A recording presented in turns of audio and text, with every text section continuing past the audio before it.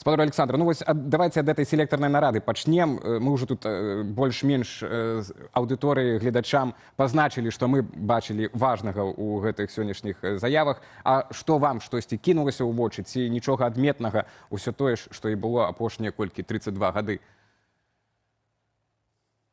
Нічога адметнага. Гэта набор банальнасцяў, парады. Калі людзі, якія ў вёсцы шмат гадоў працуюць, і іх начальнікі не ведаюць, як правільна сеяць, жаць і гэтак далей, дык гэта курам на смех. Ён застаўся на ўзроўні старшыні там, ці дырэктара Саўгаса Гарадзец. І гэта абсалютна анахранізмам выглядае, нікому гэта, канешне, не патрэбна.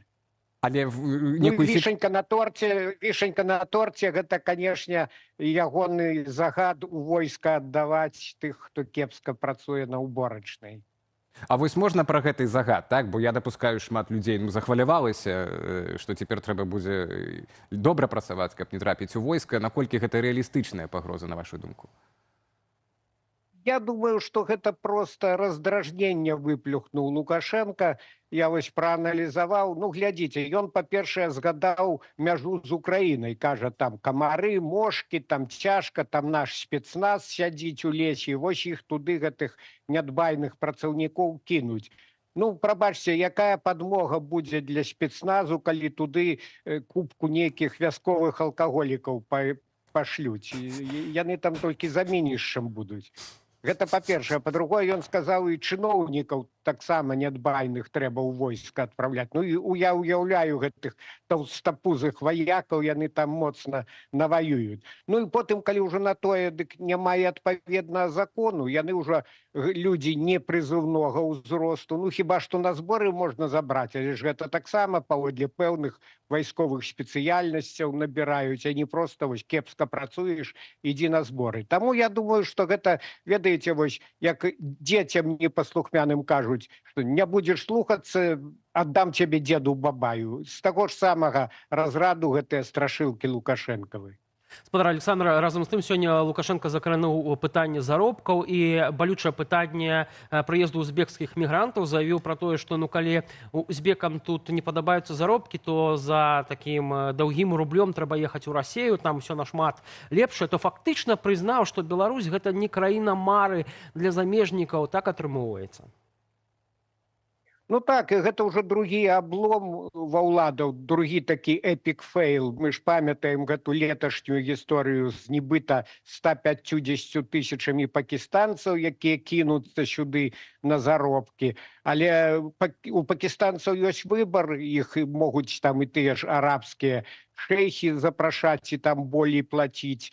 І выбар краін даволі вялікі, куды едуць з Пакістана гастарбайтары. І таму Беларусь пры сённяшнім узроўні заробкаў, канешне, мякка кажучы, не самая прыцягальная краіна.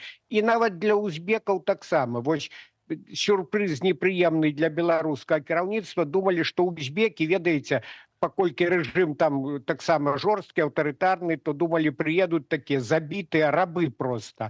А яны адразу ж узнялі бунт, што умовы ім не падабаюцца, што заробкі меншыя, чым у кантрактах запісана. І беларускае начальство трошкі разгубілася, мякка кажучы.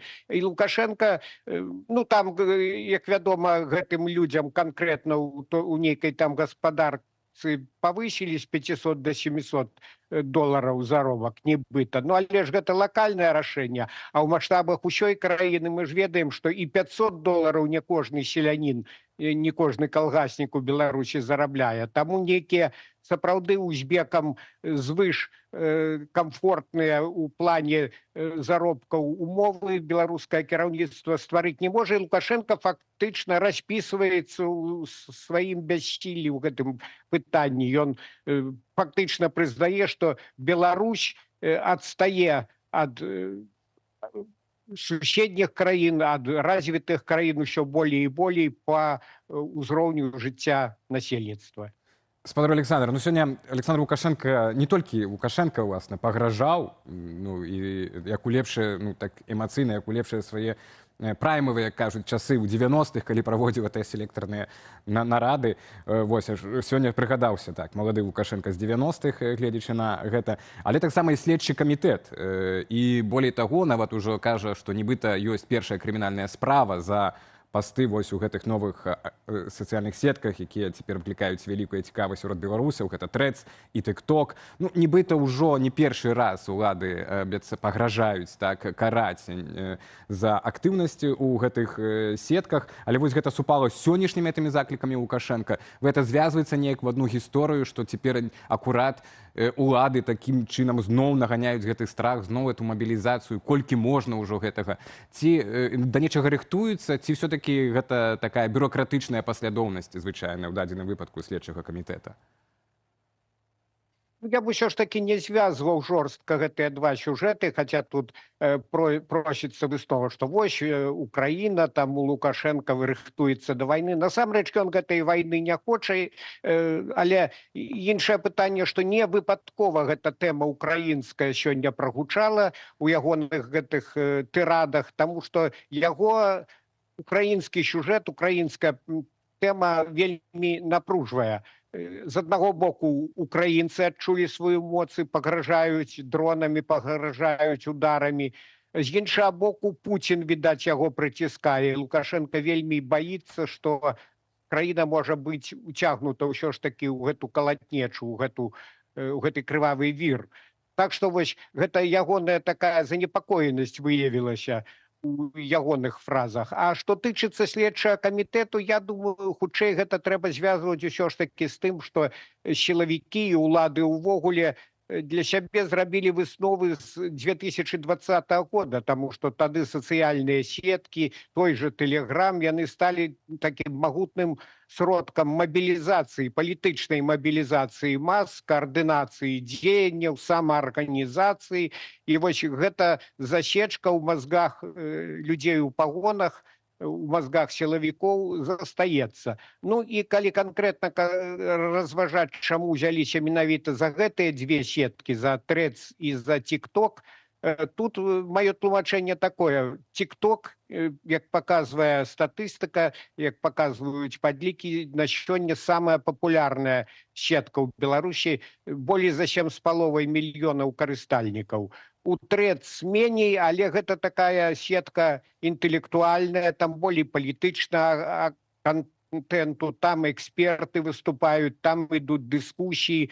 Вось я сам апошнім часам у Трэц часта зазіраю, і там спрэс беларускамоўная стужка такая палітызаваная ў значнай ступені. І, канешне, уладам гэта ўсё не падабаецца, яны баяцца крамолы, і таму яны пачынаюць маніторыць болей пільна вось менавіта гэтыя сеткі. Так што, на жаль, я думаю, што крымінальныя справы будуць і не адна, і не дзве. Вось я ўжо, калі можаце кораценька, каб аўдыторыя разумела, то як цяпер больш-менш паводзіць у гэтых сетках, каб не было гэтых справаў? Ну, глядзіце, калі толькі на абсалютна апалітычныя тэмы нешта бяззубае такое пісаць, калі гэта такая будзе манная каша, то наўрад ці прычэпяцца.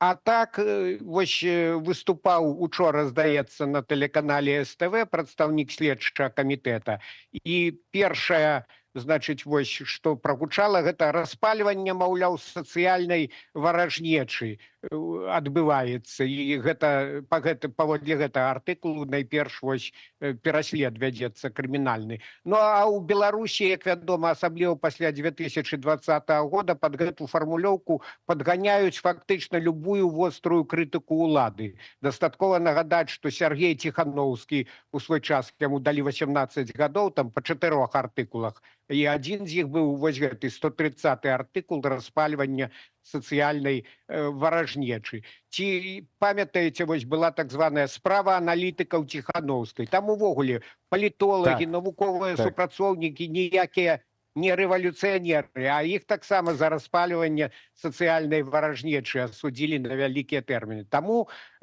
палітыка гэта табу, калі рэзюмаваць.